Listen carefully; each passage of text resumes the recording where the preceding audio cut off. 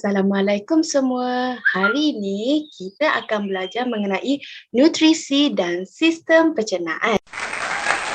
Adakah awak semua tahu makanan yang kita makan tu mempunyai 7 kelas makanan utama, iaitu karbohidrat, protein, lemak, vitamin, mineral, pelawas dan air.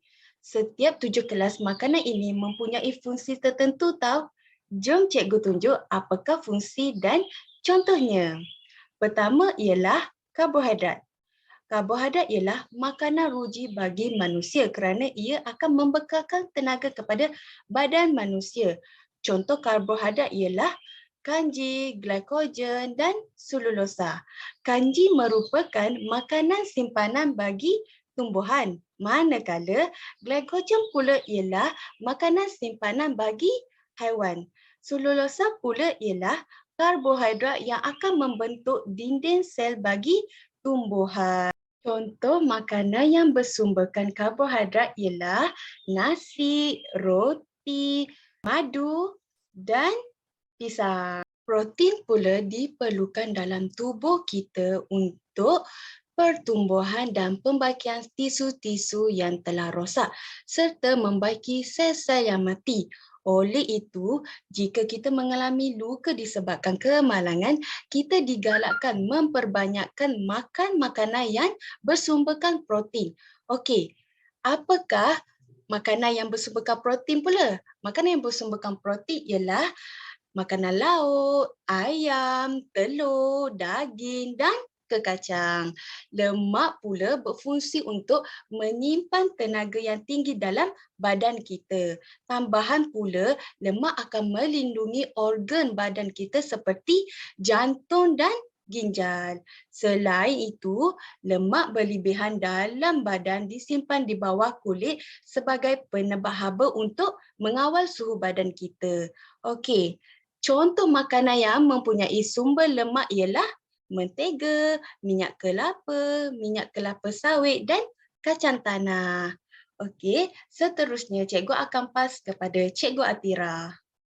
Terima kasih kepada Cikgu Syamira. Sekarang Cikgu akan menerangkan 4 lagi kelas makanan yang ada, iaitu vitamin, pelawas, mineral dan juga air. Dan Cikgu akan mulakan dengan vitamin. Vitamin ini bukan sumber makanan untuk membekalkan tenaga kepada badan, tapi badan memerlukan vitamin untuk mengekalkan kesihatan yang baik. Vitamin ini perlu diambil dalam kuantiti yang sedikit sahaja. Baiklah, vitamin ini terbahagi kepada 2 kategori. Yang pertama ialah vitamin larut air dan vitamin larut lemak. Vitamin B dan C ialah kategori vitamin larut air, vitamin A, D, E, K atau lebih senang kita panggil dia vitamin adik ialah contoh vitamin larut lemak. Baiklah, setiap vitamin ini mempunyai kepentingan yang berbeza kepada badan dan ia juga datang daripada sumber yang berbeza dan mungkin juga ada sumber yang sama. Baiklah, contohnya ialah vitamin C. Vitamin C ini boleh diperoleh daripada sayuran dan buah-buahan yang kita makan pada setiap hari. Antara contoh sumber makanan untuk mendapatkan vitamin C ialah ubi kentang, carrot, strawberry dan yang paling kita sering dengar ialah oreng. Kebaikan vitamin C ini ialah untuk melawan jangkitan penyakit dan juga untuk mengekalkan gusi dan mulut yang sihat. Seterusnya cikgu bagi contoh bagi vitamin larut lemak iaitu vitamin A. Vitamin A ini boleh diperoleh daripada sumber makanan seperti susu, kuning telur dan juga minyak ikan. Vitamin A ini penting untuk mengekalkan kesihatan kulit yang baik dan juga membantu penglihatan pada waktu malam. Kelas makanan yang seterusnya ialah pelawas. Okey, kita biasa dengar perkataan pelawas ini bila dikaitkan dengan masalah sembelih. Baiklah, apa itu pelawas? Pelawas ini ialah yang terdiri daripada selulosa yang terdapat pada dinding sel tumbuhan dan ia tidak dapat diuraikan oleh sistem pencernaan manusia. Apa kaitan pelawas dengan sembelih? Baiklah, fungsi pelawas ini ialah untuk merangsang proses peristalsis. Okey, proses ini kita akan belajar dalam sistem pencernaan tak lama lagi. Okey, biar cikgu terang dulu apa itu proses peristalsis. Proses peristalsis ini adalah proses pengembangan dan pengecutan otot-otot saluran di dalam sistem pencernaan seperti di esophagus, usus kecil dan juga usus besar.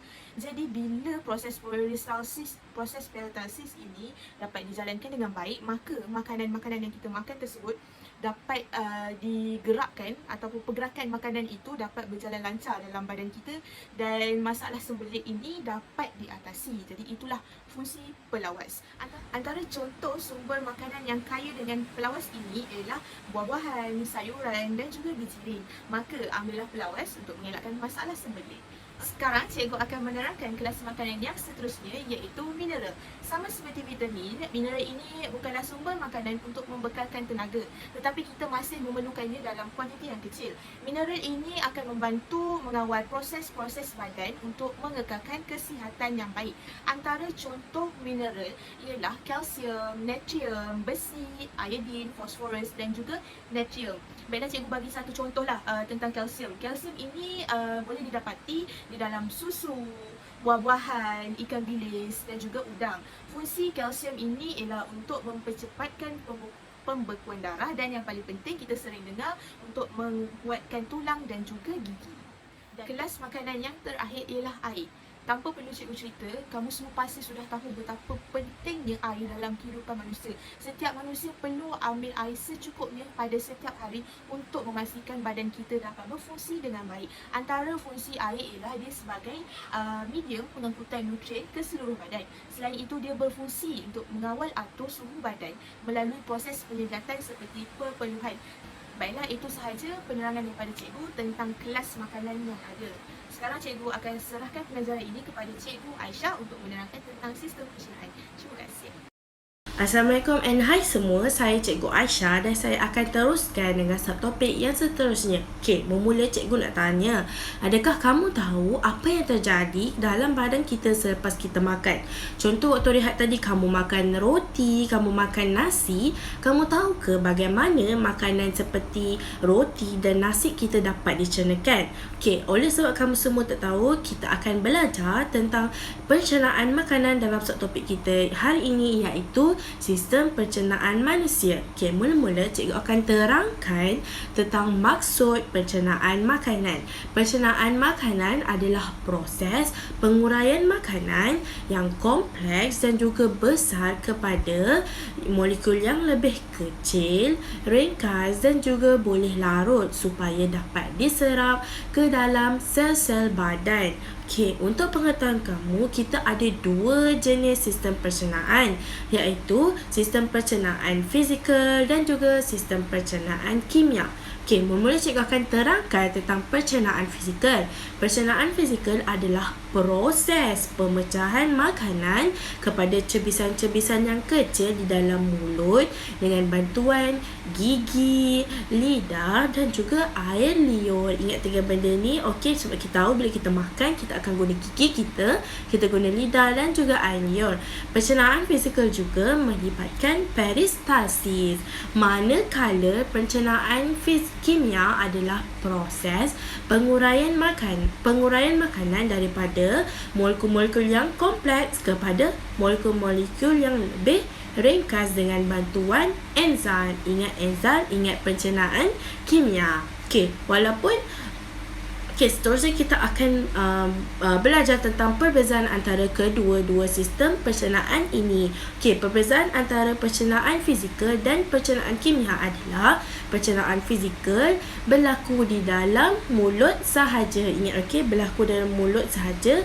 Selain itu, ia juga tidak melibatkan bantuan enzim. Sebab kita tahu hanya pencernaan kimia yang melibatkan bantuan enzim. Selain itu, pencernaan kimia juga berlaku di dalam mulut, di dalam perut, duodenum dan juga usus. Walaupun terdapat perbezaan di antara pencernaan fizikal dan juga pencernaan kimia, terdapat juga persamaan antara kedua-dua sistem pencernaan ini. Apa dia? Okey, yang pertama adalah berlakunya pemecahan makanan. Sebab kita tahu sama ada dia berlaku ke pemecahan makanan daripada molekul yang kompleks kepada ringkas, yang besar kepada kecil.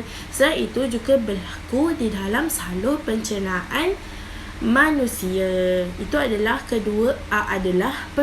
persamaan antara kedua-dua sistem pencernaan ini. Okey, tadi kita dah tahu tentang sistem pencernaan. Sekarang kita nak tahu tentang struktur sistem pencernaan manusia.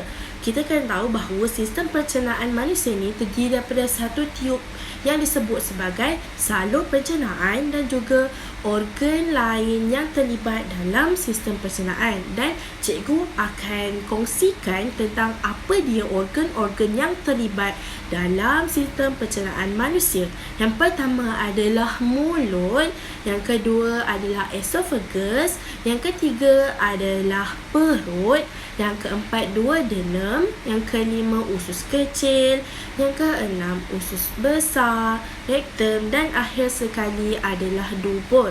Okey, baiklah cikgu akan paskan kepada Cikgu Bersih untuk terangkan fungsi setiap organ yang terlibat dalam sistem pencernaan manusia. Terima kasih. Seterusnya, saya akan menerangkan tentang fungsi setiap organ pencernaan yang telah Aisyah katakan sebentar tadi. Okey, yang pertama sekali ialah mulut. Makanan akan dikunyah oleh gigi dan di dalam mulut terdapat kelenjar air liur yang akan menghasilkan air liur dan cebisan makanan akan dilembutkan oleh air liur. Terdapat amylase liur di dalam air liur di mana ia akan menguraikan kanji kepada maltosa. Seterusnya, organ yang kedua ialah esophagus. Makanan yang memasuki esophagus disebut sebagai bolus, di mana di sini berlakunya proses peristalsis yang seperti anda boleh lihat pada gambar sebelah. Proses ini berlaku pada dinding esophagus di mana ia akan menolak bolus untuk masuk ke dalam perut. Organ ketiga ialah perut. Di dalam perut, dinding perut akan merembeskan enzim protease dan asid hidroklorik. Fungsi asid hidroklorik akan mengaktifkan protease dan membunuh bakteria di dalam makanan yang masuk ke dalam perut. Seterusnya, makanan akan memasuki bahagian pertama usus kecil iaitu duodenum. Di sini, hati akan menghasilkan jus hempedu, manakala pankreas akan menghasilkan jus pankreas yang mengandungi 3 enzim iaitu amylase, protease dan lipase. Fungsi setiap 3 enzim ini ialah yang pertama sekali, amylase pankreas akan mencernakan kanji menjadi maltosa. Yang kedua, protease akan mencernakan polipeptida menjadi dipeptida. Dan yang terakhir ialah lipase akan mencernakan lemak menjadi asid lemak dan glycerol. Seterusnya, organ yang kelima ialah usus kecil. Usus kecil merembeskan 3 enzim iaitu enzim maltase, protease dan lipase. Ketiga-tiga enzim ini akan menghasilkan glukosa, asid amino serta asid lemak dan glycerol.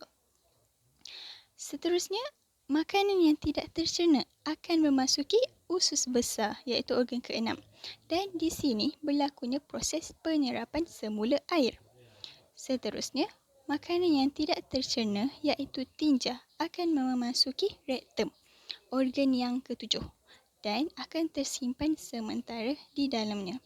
Dan akhir sekali, tinja akan disingkirkan dari badan melalui dubur. Itu sahaja daripada kumpulan kami. Harapnya semua dapat fahamlah sedikit sebanyak berkenaan tajuk yang kita belajar hari ini iaitu kelas makanan dan proses pencernaan. Terima kasih.